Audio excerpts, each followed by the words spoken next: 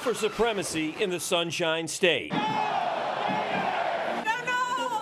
If you reign in Florida, you can be the best nationally. Tonight, who's pulling their weight as we preview the 2019 season. Who's strong enough to go the distance? We preview Saturdays tonight on our Action Sports Jax College Football Preview. This is Action Sports Jax College Football Kickoff Special, presented by Harrell & Harrell. The 150th season of football.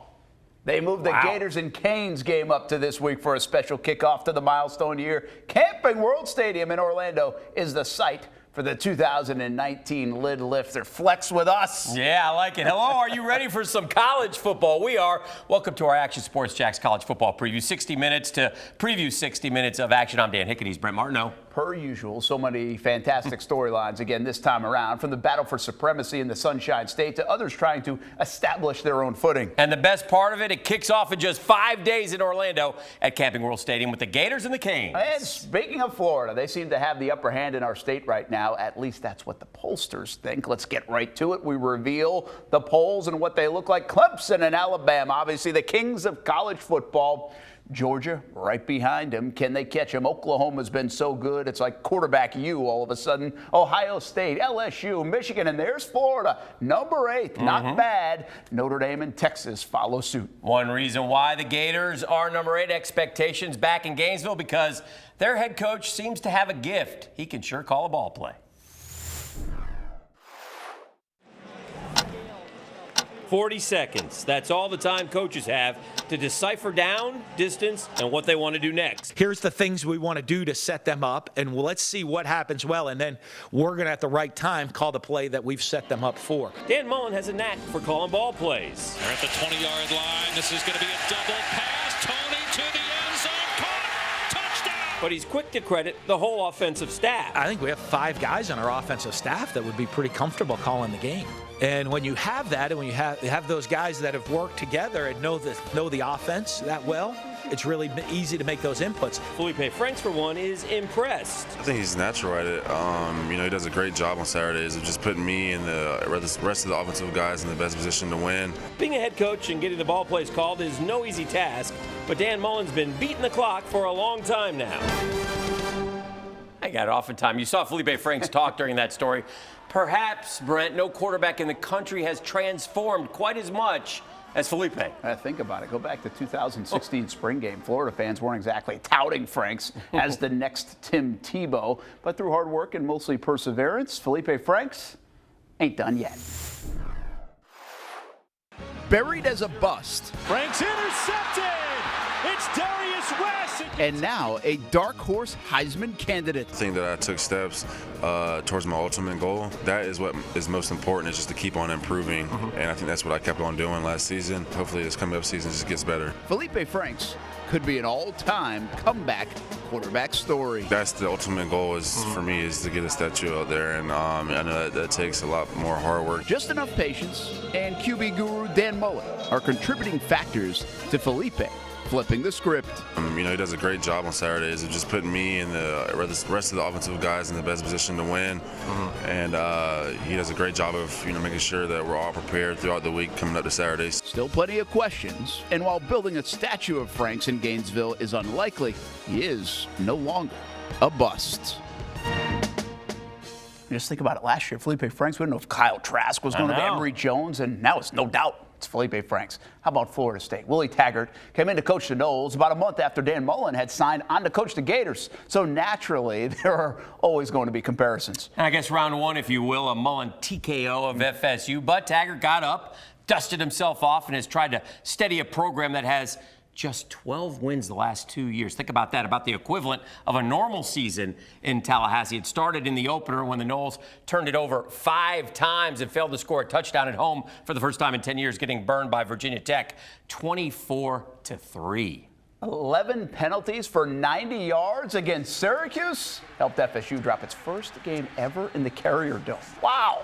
But it didn't light a fire under Taggart's crew. To get better, No, 21 unanswered by the Canes gave Miami its first streak over FSU since 04, and things were starting to heat up a little bit in Tallahassee. Yeah, scratching their heads. No ACC team had ever beaten FSU 4 straight times. Clemson hung 59 on the Noles. Already, some were clamoring to put Willie Taggart on the hot seat. And finally, when Chauncey Gardner-Johnson told the Noles they only had 10 on the field, it was a Tallahassee inferno. Florida 41, FSU 14 left the Noles bowl ineligible for the first time in 3+ decades. Now you know why Willie Taggart had a very busy offseason. The Noles have a new offense, but it doesn't even have a study guide.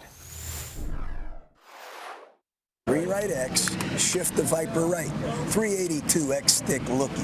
Football coaches sure have a way of complicating things on offense.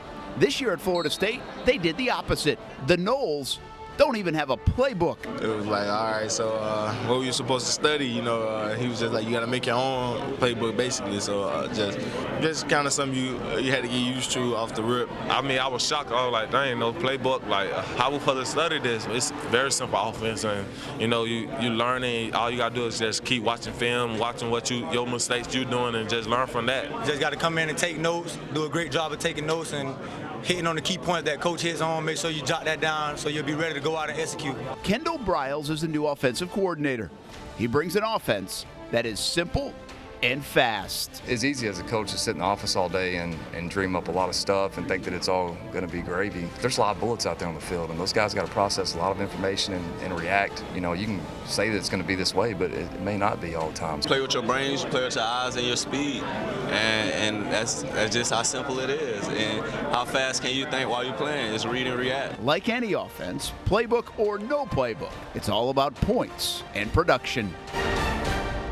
I'm not sure I get it, but we'll see. It's worked for Kendall Briles everywhere he's gone. Yeah, every season opener is a big one, right, Dan? Yeah. But this one feels massive for Florida State against Boise State right here in Jacksonville on the 31st. And then they go to, well, another big game will be at Clemson, although that will be a hard-pressed one for this FSU team to win. Yeah, that's a little bit of different class right now, the Clemson Tigers, it seems like. And then against Miami, and, of course, down the road in Gainesville. Yeah, no question. It's going to be an interesting season for the Noles, but a fairly manageable schedule. They could win 8 or 9 games, I think, this year if things go their way. Listen, they have a lot of talent. I mean, they still have a ton of talent. Cam Akers is a special guy. Can they use him the right way? Can the offensive line block for him? There are question marks. There's the snap to Burrow. Burrow dropping back, looking to throw and fires. It's intercepted! Intercepted by the Gators! And it's run back down the sideline by Brad Stewart! Oh my! This place, yes indeed, it's an insane asylum! It's ready for the Jaguars to start the season on September 8th, but it's ready before that for some college football. Florida State hosts Boise State August 31st at TIAA Bank. Plus, there'll be some other college football games, right? Florida, Georgia, and then the TaxSlayer Gator Bowl as well. So looking forward to all of them at the bank right here in Jacksonville. Welcome back. Time to jump to the end of the college football season.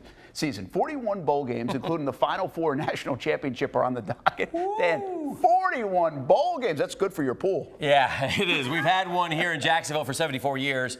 Could we be at a crossroads with the bowl system, our bowl game, and whether or not the commitment to the game remains in Jacksonville? Here's a little of what we are talking about. Back in 2010, a record crowd of 84,128 came out to see Bobby Bowden's final game against West Virginia. But we haven't seen numbers like that since. In fact, attendance, quite frankly, is dwindling. Fast forward 4 years. 60,712 came out to see the Dogs play the Nebraska Cornhuskers, and the numbers just kept on shrinking to one of the lowest on record. This past New Year's Eve, the smallest crowd since 1956, Brett. Just 38,206 came out to watch Jimbo Fisher, Texas A&M, beat NC State, and leave folks wondering if there's still an appetite for bowl games in Jacksonville. It's not just a Jacksonville problem, it's a bowl problem. But we bring in Action Sports Jax Stuart Weber now for more on the TaxSlayer Gator Bowl as it celebrates 75 years here in the River City. Since 1946, the city of Jacksonville has been part of the college football postseason. That includes some of the biggest names in the sport's history. Bear Bryant, Steve Spurrier, Joe Paterno. I mean, you can go on and on and on about coaches, and then you start talking about quarterbacks. Yeah. And, you know, there has been like 7 Heisman Trophy winners playing the game. For Rick Catlett, the Gator Bowl has always been more than just a game. My parents circled 3 things. They circled the golf tournament, the Georgia-Florida game, and the Gator Bowl game. And then we started looking at the calendar. You know, I know the Jaguars are a big deal, but we're still a pretty good college football town, too. But the sports landscape is shifting. Every game is on TV, and with the college football playoff, less and less bowl games matter to the masses. If and when the playoff expands, Catlett expects the Gator Bowl to be ready to capitalize. With what Mr. Kahn's doing over at Lot J and along the riverfront, we'll be in a position to host one of those games, and I think that's the future. In the meantime, the Tax Slayer Gator Bowl has its 75th annual edition to look forward to. That game will be played on January 2nd. For Action Sports Jax, I'm Stuart Weber. All right, the first Gator Bowl, 1946. Wake Forest beat South Carolina in front of 7,000-plus fans. I'm really trying hard not to make an old guy joke with you right now. I wasn't there. In December 1978, Woody Hayes threw the punch heard around college football as Clemson won in the Buckeyes' legend career came to an end. January 1st, 1989, we said goodbye to Vince Dooley of Georgia as the Dogs beat Andre Rison and Michigan State in a shootout. I was there for that one. And the biggest crowd in Gator Bowl history up to that, 84,000-plus, said farewell to Robert Kleckler Bowden at the beginning of 2010 as the Noles beat West Virginia. Yeah, what a send-off. What a great history of college football games. Unbelievable, and they'll celebrate it with 75 years. So hopefully they can figure out ways to keep that game going here in Jacksonville. Well, we've talked Gators and Noles, but this college football kickoff is about the entire Sunshine State. And a little bit of Georgia, too. We have coverage from every quarter of the state, from UWF and Pensacola down to FIU in Miami, Dan. We also make our way to the House of Mouse, Orlando, Florida. We bring in Christian Brewy from our sister station down in Orlando, Florida. He's had a front row seat to Night Fever and has a preview. UCF has been picked to win the American Athletic Conference title for a 3rd straight year, and why wouldn't they be? They're 25-1 over the last 2 seasons and return most of their playmakers from an offense that averaged 43 points per game. But that list of playmakers does not include quarterback Mackenzie Milton. He'll miss all of 2019 as he recovers from the horrific knee injury he suffered at the end of last season. Darrell Mack Jr., who filled in for Milton in the Fiesta Bowl, also unavailable due to a broken ankle. So the starter will likely either be Notre Dame transfer Brandon Wimbush or true freshman Dylan Gabriel out of Hawaii. The strength of the position can never be one guy. Last year's an indication of that. Push each other, push yourself to become your best. And whenever your opportunity arises, then you're going to put yourself in the best position to go take advantage of it. They have competed in a positive way. We have a long ways to go before they're ready to play at the level that we need them to when we get to our opening kickoff. But I really believe that they're going to ultimately get there. And the Knights will open the season against Florida A&M on August 29th. For WFTV, I'm Christian Brewy. Back to you. Well, it was amazing that the Knights just 4 seasons ago went winless. They were 0-12, and 2 years later, Scott Frost led them to an undefeated season. Pretty incredible stuff. Unbelievable. During that 2017 run, the Knights capped off their undefeated season with a huge Peach Bowl win over then number 7 Auburn, beating them by a touchdown. Yeah, and then a season ago, they ran the table again before coming up short and seeing that winning streak snapped in that Fiesta Bowl loss to LSU. I'll invite them to a Power 5 conference and look out. Oh, boy. UCF does have Power 5 games this season, including against Stanford in Orlando. Nice one. And at Pittsburgh. They send the blitz. Gets the panel. Caught ball. It is a first down. Caught ball. Missed tackle to the 40, to the 35, to the 30. It's Raekwon Murray. Murray to the 20, to the 15, 10, 5, 3, 2, 1. Touchdown FSU. Back on our Action Sports Jax college football special, Brett Martineau, Dan Hicken talking some dogs. Where Georgia hasn't had these kind of realistic expectations since Vince Dooley, Herschel Walker, and Eric Russell were in Athens. And the guy who should get the credit, all the credit for the past couple of years that have seen Georgia win a bunch of big games is their head coach and proud alum, Kirby Smart. He's had some smart ideas and some smart goals that he has established in Athens that have led the Dogs to a 14-2 record in their last 16 SEC games. Won a conference championship 2 years ago when Georgia beat Auburn in Atlanta. And the smart one also used his brain to help him pick off 13 passes while he played in his all-SEC career while at Georgia opposite a Hall of Famer named Champ Bailey. That's Kirby smart. Okay, that's right smart. There. Yeah, let's bring in Action Sports Jax Marcel Robinson, who says dog day afternoons are Saturdays in the fall. 2 years of heartbreak. Regardless of how you look at Kirby Smart's record over the past couple of seasons, when you think about the Georgia Bulldogs, you think about one thing: the fact that they have not finished big in the past few big games against Alabama in the national championship game and last year's SEC championship. Kirby Smart's 25-5 record, yeah, it's good, don't get me wrong, but they want to be great. We haven't finished the way we need to be honest with you. A lot of that goes right here to me. We got to do a better job finishing the game, and what I think we've shown is that we can match that physicality. We haven't finished that physicality, but we're not getting shoved around out there. This team has been loaded with talent during the Smart era. This year they lost a lot of playmakers on the offensive side of the ball, but returning is their proven leader, quarterback Jake Fromm. I'd like to think I'm a little bit older, a little bit wiser, a little bit more experienced, better decision maker on and off the field. I like to say that I can make a lot of better throws, can make better throws, and really just kind of excel, not only as a leader, as a teammate, just really trying to be a great football player. Will this season present the Georgia Bulldogs with a case of deja vu, or will they experience something new? Only time will tell. In the studio, Marcel Robinson, let's send it back to you. I don't know, but they hope it's poetic. Some new names for Georgia fans to get used to, like running back Zeus White. You better be good if your name is Zeus. Yeah, I like that. Wide receiver George Pickens. He's a good one.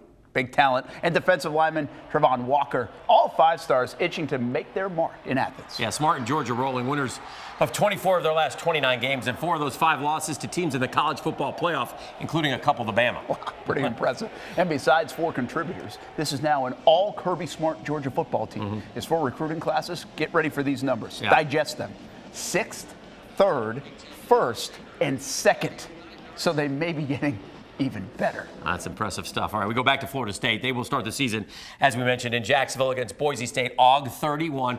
And while there are so many questions for the Noles, Brent, the biggest has existed for years. The offensive line has not been good in a while. And Swan, 2nd and 7, keeps it himself. And now, we all know the struggles of FSU's offensive line. They know it too. Heck, go ask DeAndre Francois about it. The team was 129th out of 130 teams in yards per carry. But a new coach, Randy Clements, on the offensive line, and at least 3 new starters will hopefully get the ball rolling on the offensive side. You got talented guys, no doubt. And these talented guys are eager to prove themselves, and they're willing to work hard. So just understand this day by day, and it's just trying to get better every day. It's there's no easy way to get there, for sure. This has been the most common O-line we've had since I've been here. Additions like Coach Clemens and some transfer guys like Ryan Roberts really help add some maturity and some confidence that we've not seen before. So guys are really, really improving and learning. All right, meantime, next stop, Tampa, Florida, the home of the South Florida Bulls. The biggest change there, the bell is ringing at the Division I level. Kerwin Bell now calling the ball plays for the Bulls. We bring in Fox 13 Sports Director Scott Smith on what Bell hopes to bring to the Bulls.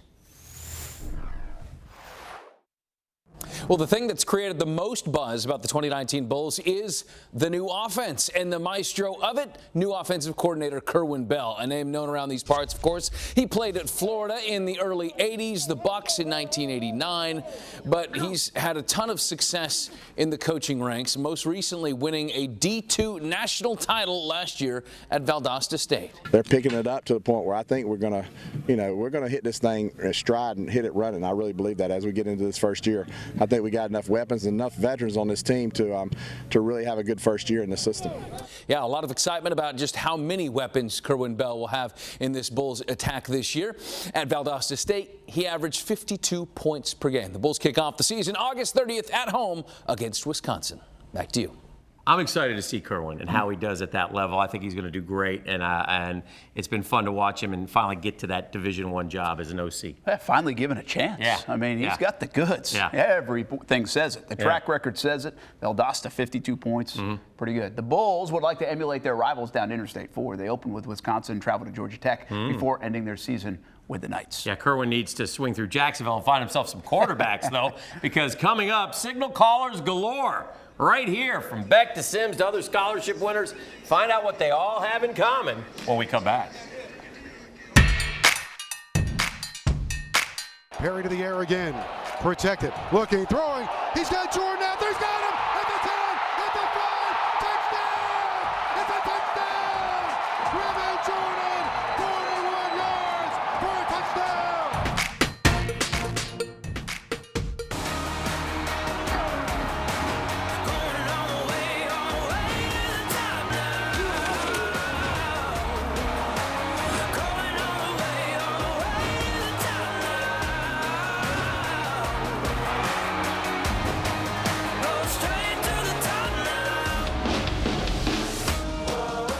You're watching Action Sports Jax College Football Kickoff Special, presented by Harrell & Harrell. All right, the Florida Gators looking for a little consistency at the head coaching position. Figure in the last 8 years, counting a couple interim guys, Florida's had 5 different coaches, right? Urban, he's hosting the podcast on leadership and character and working behind the mic for Fox College Football out in L.A. this fall before he moves permanently to coach USC. Jim McElwain moved into a farmhouse in Mount Pleasant, Michigan as the new head coach of the Chippewas. Mac left Florida with a 22-12 record, spent a year on Jim Harbaugh's staff before getting another head coaching gig. And Austin then there's Appleby's going to help him out up there. That's right. And then there's the champ, Will Muschamp, remains in the SEC, coordinated defense at Auburn, but landed the South Carolina job. 28-21 in Florida, is 12-12 in the SEC with the Gamecocks. That's Meyer, that's McElwain, that's Muschamp, and now we got Mullen. When are you hiring Martineau? Oh. By the way, Muschamp would have been better to keep than having McElwain. Well, that's true. Welcome back. You find a big-time quarterback, you stay coaching a lot longer. Yeah. That's been part of the problem in Gainesville. But Dan Mullen may not have to travel far if he wants to find elite QBs who are ready for the SEC. Well, they seem to gather all summer long under the lights and under the watchful eye of the leader of 6 Points. That would be Denny Thompson. Action Sports Jax Marcel Robinson has been following the 6 Points program since its inception and also has chipped in as a pass catcher because he thinks he has fantastic hands. The First Coast has always sent top-tier talent to the next level on the gridiron. It's a proven fact.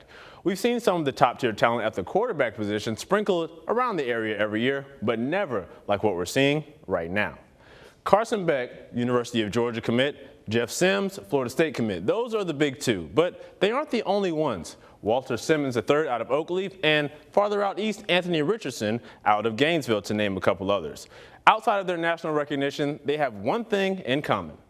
They're all members of the 6 Points family. We've got kids coming in from Tennessee and from South Carolina, North Carolina, all over the place. Gunslingers local and abroad touched down in Jacksonville to join 6 Points quarterback training. And although the best of the best compete against each other on Friday nights, once they decleat, it's all one big happy family. They all pull for each other, they all play against each other, but they're all pulling for each other in recruiting and at camps. And that family aspect is something I never really anticipated. And to be honest, when it started growing, I got worried about that. Are we going to lose some of that? Are we going to lose the intensity, which is what we're built on? And are we going to lose kind of that family feel? And we have. And it doesn't end when the lights dim on Friday nights. Now, future Saturday stars can be seen sporting the 6 Points brand. Now, we've got 6 or 7 college games on the schedule this year, but we'll have both of those guys playing. And so it's a neat thing to see them compete. You can bet there will be plenty of more stellar signal callers to make a name for themselves in the future. But for now, we'll enjoy the 6 Points crew on the Friday Night Blitz during the fall. In the studio, Marcel Robinson, Action Sports Jax. No doubt the QB talent has grown. We have your front row seat to high school football highlights every Friday night with the Subway Friday Night Blitz. All kind of games covered all over the area. Make sure you join us on Fridays. And speaking of recruiting, let's take a look at the latest numbers. And you can see Georgia having another stellar class. The Gators are in the top 10 right now. Hopefully they won't lose a bunch of them like they did this past year. Miami is at 9, so Manny Diaz making an impact, and FSU is at 11. That's how the locals stand. Remember, that's pretty good, Brent, but the teams that are 1 through 4, that's like Clemson and Bama and LSU. Those are teams that those schools have to beat if they want to get to where those schools are. Given the problems, though, at Florida State and even Miami, the fact that they're top 11 is pretty impressive. It is for impressive. Taggart and Manny Diaz. Let's talk more about recruiting right now, because Florida is interesting. Yeah. Dan Mullen, is he a great recruiter or is he not, and just a great coach? And that might be okay, but people get wrapped up in 4 and 5 stars now. Well, listen, we know he is a great caller of plays. We know he gets players better and develops them. We don't know yet if he's a great recruiter. And I firmly believe you have to get into the top 5 if you want to win national championships. So that Florida doesn't have 1 5-star on their roster right now. He's got to break through and get a couple of those 4 and 5 stars. Now, he's been talking about rebuilding the program, and so he's getting there, but he's got to land a couple of the big fish. Meanwhile, FSU under Willie Taggart, they're holding their own. Yeah, he's out there, trying to make some things happen and get some good football players. Well, given the disaster that they had, it's pretty impressive what Taggart's been able to do. Right. And now, just the opposite of Mullen, Taggart's known as a recruiter. Right. He can get the guys there. Can he coach them up? I think that's still a question mark in Tallahassee. What about in South Florida with Manny Diaz, who had an interesting situation? Mark Richt left kind of an 11th hour type of deal. But I think Manny Diaz can recruit, and I think he'll do a great job. It's funny, remember Manny Diaz worked for Dan Mullen at Mississippi State, so those two know each other. That's a different story coming up a little bit later. But Manny Diaz getting football players, getting them down to Miami. Listen, the great ones in Miami, they draw that line around Orlando, and they keep everybody south home. Absolutely. So we'll keep an eye. Recruiting is such a big part of the game, as everyone knows. One more note on Florida: they haven't recruited Jacksonville very well. No, not a lot of. We have a lot of talent around here, but not a lot on the roster. The offensive lineman from Sandalwood is over there right now, and the receiver for, Wells from Raines. That's it. That's it. Yeah. All right. How about JU, closer to home? Doesn't chase those kind of football players. They don't have to, right? It's a different style, different formula. Yeah. But kids who really love the game make their way to this non-scholarship program on the oak-shrouded Arlington campus. Last season, a tough one for the Dolphins. They went 2-8. But Ian Shields has his quarterback back, and he's ready to roll. I think the thing we have to do is play a little better in the critical situations. We lost some close games last year. We had 3-4 games go. There were one-score ball games. The year before that, we won those games and finished 7-4 and third in the conference. Last year, we did not get that done. So, again, it's just being aware, winning the critical situations. Third down, fourth down, green zone, red zone. Those situations you can't put enough emphasis on, and we got to do better. Dolphins have a star-studded coaching staff, by the way. Former FSU corner Tony Carter is there, along with a couple former Jags, Denard Robinson and Jordan Todman. Wow, the Dolphins open season August 29th up in Virginia against Richmond. Richmond. Oh, plenty of preseason honors for their quarterback, Calvin Turner Jr. Back this year after breaking his leg at season's end. First team All-Pioneer League quarterback heading into the year. All right, now let's roll down Interstate 10, past Tallahassee. Oh, there we go. All the way to Pensacola. Oh, that's Quite a long drive. Can we take the chopper? Please. That's a pretty good Division II football program out there, Dan. Yeah, they are the West Florida Argonauts, and Dan Schugert joins us from Pensacola with a preview of what they're expecting this fall. A year ago, the University of West Florida opened the season with a #2 national ranking and the bulk of a roster that had reached the national championship game the year before. But quarterback Mike Beaudry suffered a season-ending injury in the first quarter of the first game, and it seemed to set the tone for the season that would follow. The Argos finished an injury-racked year with a 6-5 record and out of the playoffs. Postseason hopes depend on avoiding last year's rash of injuries and consistent production at quarterback, whoever wins the job. In Austin Reed and J.C. Robles, transfers who joined us, one in the summer, one in spring, and then Sam Vaughn, who played very well for us last year. So it's the deepest the position's ever been. It's the most talent we've ever had. So that's very appealing and very exciting at this point. The Argos open the season on a Thursday night, September 5th at Carson Newman. For WEAR, I'm Dan Schugart in Pensacola. All right, West Florida being picked to finish fourth in their conference by the experts, the defending national champs from Valdosta State. Choice to win it. Well, Dan mentioned Austin Reed from St. Augustine, and Valdosta has Ivory Durham, of course, from Raines. The Canes are out to ruin the Gators' Orlando party. When we come back, find out why Miami plans on being a spoiler Saturday. Including the local Canes that roam the middle for Miami. That's coming up next.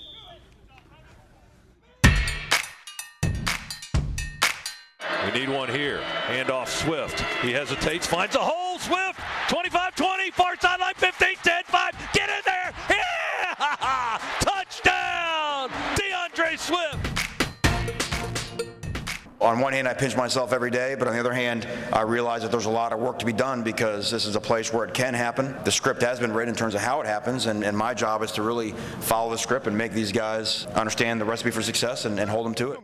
Manny Diaz had been in Philadelphia for 2+ weeks as the head coach of Temple when the call came, and Diaz came running back to South Florida to replace Mark Richt as the head football coach of the Miami Hurricanes. And Diaz and the Canes will take center stage Saturday night. They meet the Gators in Orlando. Welcome back to our Action Sports Jax college football preview. I'm Brent Martineau. He's Dan Hicken. And Miami's strength, by the way, is that front seven on defense. They go up against Florida's probably biggest question mark, their offensive line. But still the biggest question of all for the Canes, what will their quarterback do? We know who the quarterback is going to be. It's Jaron Williams, named the starter last week by Diaz. I think they would call that an upset considering Miami had a guy with more experience in N'Kosi Perry and a big-time transfer from Ohio State and Tate Martell. But in the end, they say the best pure passer of the three won the job and will start against Florida Saturday. What separates Jaron is just Jaron has a little bit of an instinct. You know, once you get past the arm talent and all that type of thing, just a little bit of an instinct in terms of where to go with the ball and a feel for the game that I think was a little bit different than the other two at this moment, and ultimately that might have been the deciding factor. It almost felt unreal, honestly. I mean, I was like, it's just like wow, like, you know, because it's like this is like what I've been working for my whole life. Some news and notes about the Canes. Inexperience with the QB Williams, only 3 career passing attempts. That's inexperience. Did run for a touchdown. Yeah, not only does Miami play the Gators Saturday, they also host Central Michigan later in the season, now coached by former Gator Jim McElwain. And Jacksonville is a hotbed for the Canes. Both starting linebackers, Pinckney and Quarterman, a tight end, Will Mallory, plus more recruits coming from Oak Leaf High School. And let's spend some time on Pinckney and Quarterman, because I think this is an undertold story all around the country. I mean, these guys are awesome, Dan. I mean, some of the best players in the country, and they're right here in Duval. And I remember being at Raines when Michael Pinckney was there, and they were playing bowls, and we watched that game. And I remember thinking, who is that number asking about him? He was all over the football field that night, and he is a tough, vicious, take your head off hitter. And down at Oakleaf, Shaq Quarterman was the same way. And he's sort of the Pied Piper now, because Oakleaf is providing Miami with a couple more top 50 guys. Absolutely. This tandem right here. Think about some of the linebackers now that gone through Miami. This tandem might be considered one of the best when it's all said and done. And they'll put their names next to guys like Dan Morgan and John Beeson and, Ray Lewis. Yeah. So pretty impressive stuff. Keep an eye on these two guys from Duval this coming fall. It's been a minute. You got to make people smile, Edward Waters College is back for another season of Tigers football. Not ready to play games on campus yet. The Tigers will play their home games at First Coast High School coming up this season. Stuart Weber has more on an EWC program that is working its way up the college football chain. Yeah, the big news came a month ago as the Tigers made it known they want in to the NCAA's Division II. The Southern Intercollegiate Athletic Conference unanimously voting to extend an invitation to EWC, and the football team is seeing the benefits. The pageantry that we're going to have with the bands and the alumni and the proximity of the other institutions, I think it's going to make for a good, interesting change over here as we continue to push this thing forward. This fall, the Tigers will get a taste of the SIAC with 8 games on the schedule against future conference opponents. To say recruiting has picked up would be an understatement. You know, the phone's starting to ring a little bit. They saw, the Division II announcement. A lot of kids are calling. So as the stadium gets built, we want to be able to do it inside out, do it with some guys, from Jacksonville. First things first, an on-campus stadium. Coach Greg Ruffin can't wait for that day to arrive. And I'm quietly got my fingers crossed, and I'm kind of giddy about it because, when I took this position, that was one of the things that kind of triggered me into saying, why not? Let's do it, and coming out and getting this program and getting it off the mat and seeing what we can do with it. The future is bright at Edward Waters, and the Tigers can't wait for this fall and the fall after that, and so on and so forth. For Action Sports Jax, I'm Stuart Weber. All right, let's travel again down Interstate 10 to Tallahassee and check in on not FSU, but Florida A&M University. The Rattlers poised to strike this season, Brett. That's where we find WCTV's Kevin Keene with more on Florida A&M's second-year coach building a culture. Hey guys, here in Tallahassee, it's the start of year 2 for FAMU coach Willie Simmons. Last season, the Quincy native changed the way his team worked, he changed their attitude, and in turn, it changed the way they played. Those changes resulted in a 6-win season for the Rattlers, the most in over 5 years. Now entering year 2, Simmons and the team look to build on it. Whenever you bring in newcomers, whether it be high school signees or transfers, I tell the team all the time, they're walking into a locker room where some type of culture is going to be there, and whatever type of culture that is, that's typically what those guys will gravitate to. And although there might not be a postseason on the horizon for FAMU, the Rattlers do believe they can still bring home a regular season, MEAC title in 2019. We'll sure find out soon. Guys, we'll send it back to you. From Tallahassee to Daytona Beach, one of the state's best rivalries, FAMU and BCU, the Wildcats program hoping for some big results this season. The key to that success, staying healthy. Joe Kepner from our sister station WFTV has more on the Wildcats this fall. Injuries derailed Bethune-Cookman's 2018 campaign, but the Wildcats still managed to finish second in the conference for the second year in a row and have enough talent coming back feel pretty good about their chances this fall. Head coach Terry Sims is entering his 5th year with Bethune. The depth of the program was tested at the end of last season. Starting quarterback Acavius Williams missed the final 4 games due to injury, while running back Kayshawn Bird was out for the final 9 contests. Sims confident they have a roster that can compete for a title this season. We want to end up, the 2019 season a little bit better than 2018. We want to finish a lot of the games that we didn't finish last year, and I think we have a lot of capable young men in our program right now. Wildcats will open the season against Jackson State September 1st in Atlanta. They will only play 4 of their 12 games at home this year. For WFTV, I'm Joe Kepner. Back to you. Road Warriors, we will continue to make our way around the state on this college football kickoff special. Yeah, we're going to head to South Florida one more time and can a former Mr. Football from Northeast Florida win the starting job at FAU. Stay with us. Break, first down outside 50, 45, 40, block, 35, 30, 25, 20, 15, 10, 5, down to the 2-yard line. 4th and 1, he goes for 50. Hey, Owl Nation, this is Coach Kiffin. What an exciting time. They made him. Come on, Coach. They made him do that, didn't they? Coach, we got to do that again. That ain't going to work. FAU needs to get ready for football ready in a hurry. Lane Kiffin's Owls open with Ohio State in Central Florida. Back to back. That was fantastic. Coach, seriously, amp it up here. Welcome back to our college football kickoff. Dan and Brent, Gators in Miami Saturday night. I'll pick it up a notch. Including Florida State against Boise State in Jacksonville. But we'll get to those and already have talked about a lot about it. To Palm Beach County we go now. The home of Florida Atlantic Owls, where Coach Kiffin is trying to build a winner. A big part of that, the quarterback position. John Evanson taking a look at the battle for the starting job. That includes a former standout from St. Johns County. John Evanson here for CBS 12 in West Palm Beach. Lane Kiffin and his Florida Atlantic Owls are looking to bounce back from a very disappointing 5-7 finish last season after winning Conference USA the year before, and success may only be possible if they can transform their offensive line and backfield. The team is still deciding between 3 quarterbacks, although redshirt sophomores Chris Robeson and Nick Tronti reportedly have the edge over junior Justin Agner in FAU's first scrimmage. I'm taking a whole different approach to this, and I'm really just trying to have fun with it. I play football because it's fun. I think a lot of people do that, and that's the only thing I'm worried about. I'm worried about having fun and what can I do to help the team. So if I do those things right, then something should come my way. A big rebuild for the Owls, and to make matters worse, offensive tackle Calvin Ashley suddenly announced he is transferring to FAMU. Back to you guys.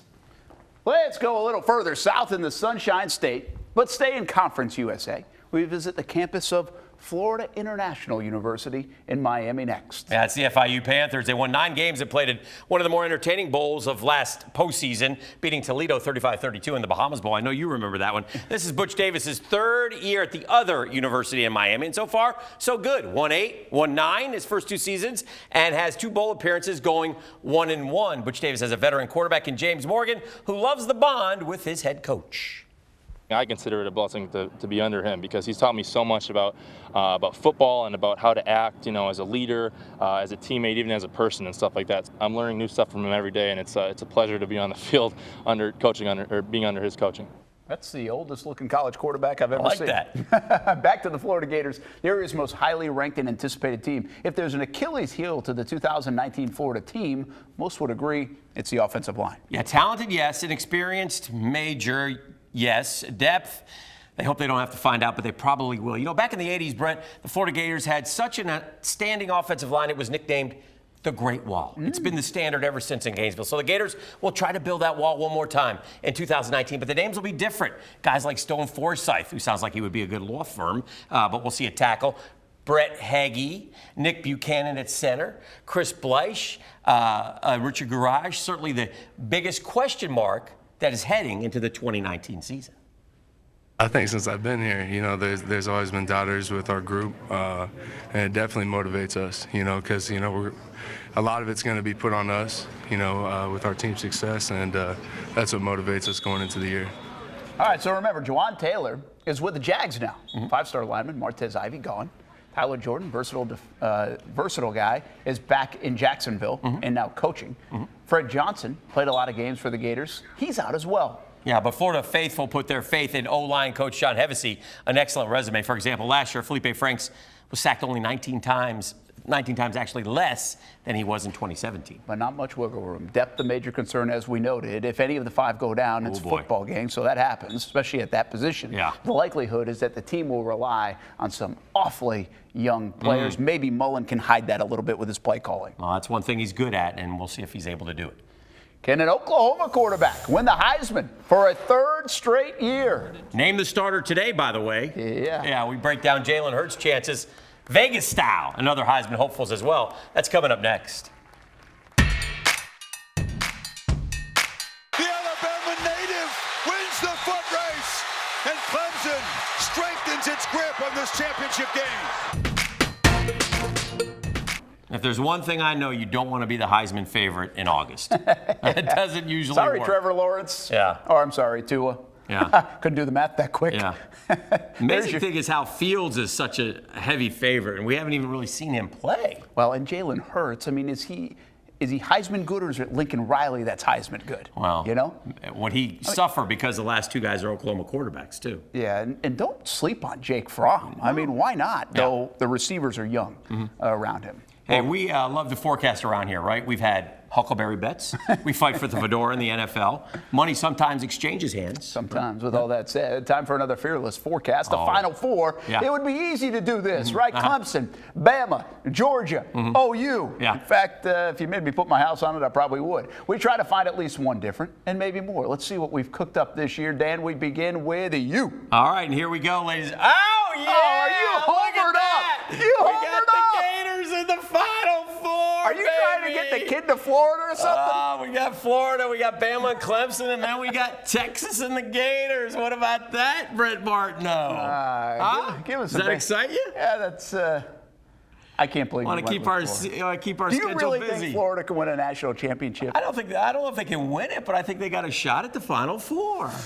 Okie dokie. They got to get by Georgia first.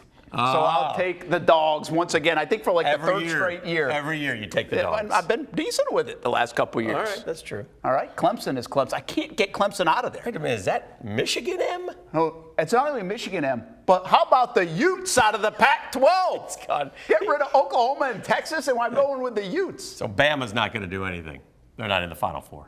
No, they're not. Okay. Overrated. I mean, they only have like 10 first-round mock draft picks, so you're right. It's sports, people. I can't Anything wait. Can happen. Let the games begin. Yeah, it's going to be a lot of fun. Yeah. By the way, a shout-out to Florida Tech and the Stetson Hatters. And Southeastern and Weber and Warner, Ava Maria. Kaiser. So we'll work on those next year. Thank you. Hey, have fun with college football season. And join us every Saturday night in the fall for SEC Tonight on CBS 47. Have a good one. Thanks for watching the Action Sports Jax College Football Kickoff Special, presented by Harrell & Harrell.